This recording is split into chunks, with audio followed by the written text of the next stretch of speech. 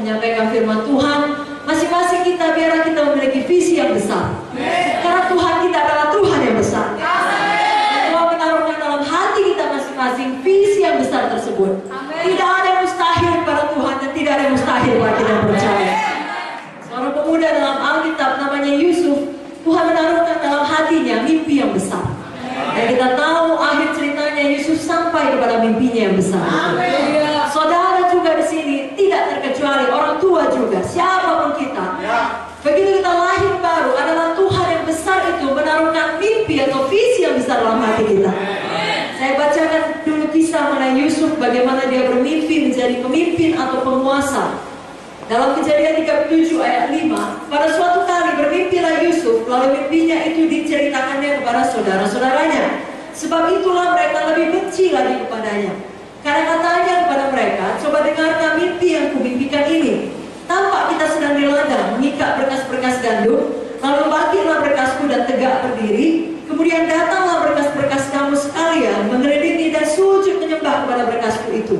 Lalu saudara-saudaranya berkata kepadanya, apakah kau ingin menjadi raja atas kami? Apakah kau ingin berkuasa atas kami? Jadi makin bencilah mereka kepadanya karena mimpinya dan karena perkataannya itu.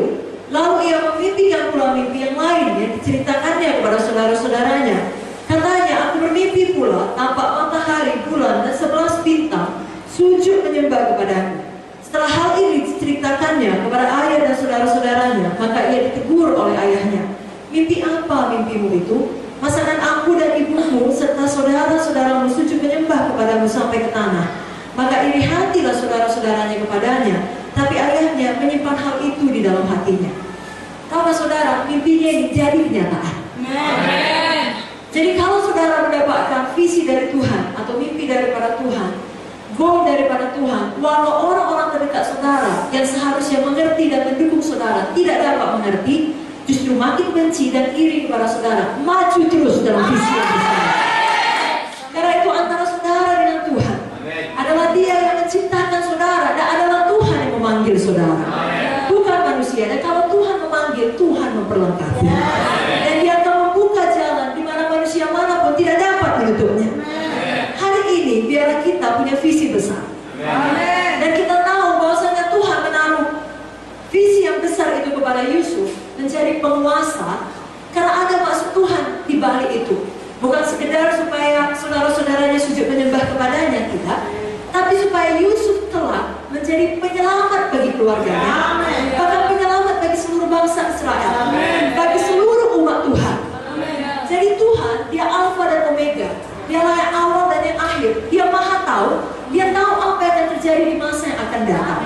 Dan Dia tahu dunia akan dilanda kelaparan, termasuk umatnya bangsa Israel. Dan Dia telah tetapkan, Dia telah pilih, Dia telah panggil Yusuf untuk menyelamatkan bangsanya, termasuk keluarganya dari kelaparan itu.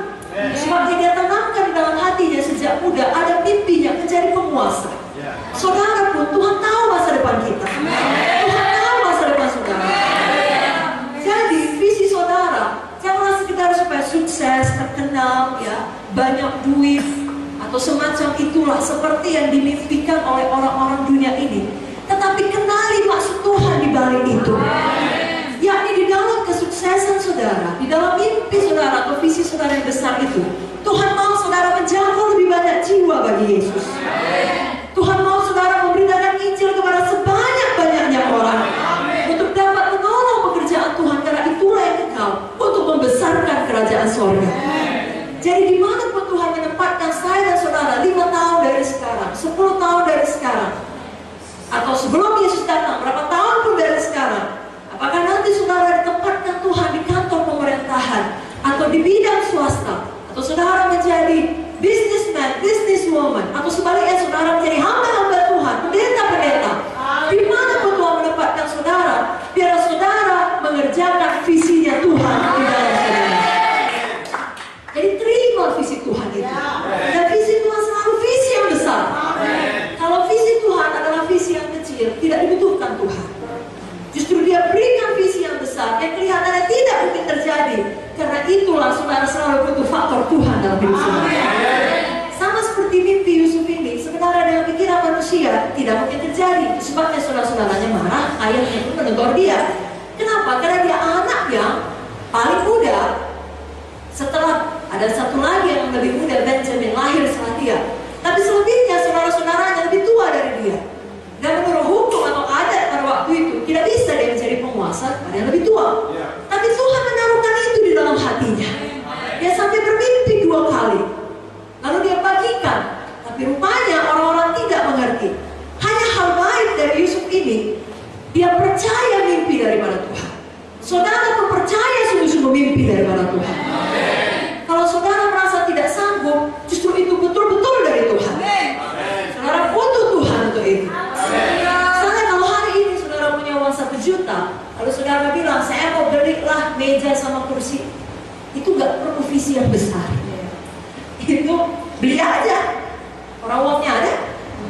Tapi kalau saudara ada uang 1 juta, lalu saudara punya sesuatu yang membara di dalam hidup, berkata, saya akan bangun satu gereja.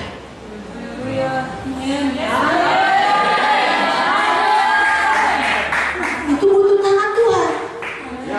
Tapi kerjakan seperti Ibu Motia bilang, setiap perkara kecil.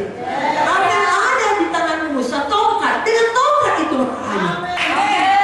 Amin. Bukan tongkat itu yang mengadakan mujizat, tapi Tuhan dengan kuasanya memakai tongkat itu untuk mengadakan mujizat demi mujizat demi mujizat demi mujizat. Berapa banyak saya percaya Tuhan memanggil dia untuk perkara yang besar. Katakan amin. Jadi jangan melihat ya 1 juta dari itu saja, atau dengan kata lain sumber daya kita yang terbatas. Lihat kuasa Tuhan yang tidak terbatas. Kalau Tuhan yang berjanji, dia menggenapinya.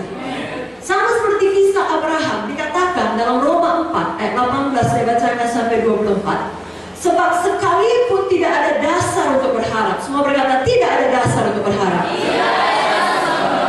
Namun Abraham berharap juga dan percaya bahwa ia akan menjadi bapa banyak bangsa.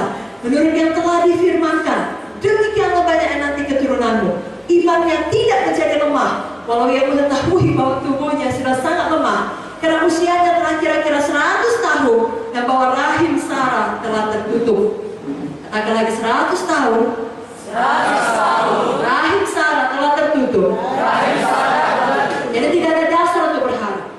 Biar firman Tuhan hari ini dapat memberikan kepada saudara petunjuk dan hikmat. Bahwa saya untuk mencapai panggilan Tuhan seperti firman Ibu Motia harus berkorban. Kalau kelihatannya tidak cocok situasi ini, tidak ada dasar untuk berharap. Tapi karena Tuhan yang berkata, itulah dasar saudara. Maka Abraham percaya juga, saudara juga anak-anak Abraham percaya juga. Usianya 100 tahun, rahim Sarah telah tertutup, tapi bagi mereka Ishak dilahirkan. Dan lebih daripada itu, kita semua adalah anak-anak Abraham.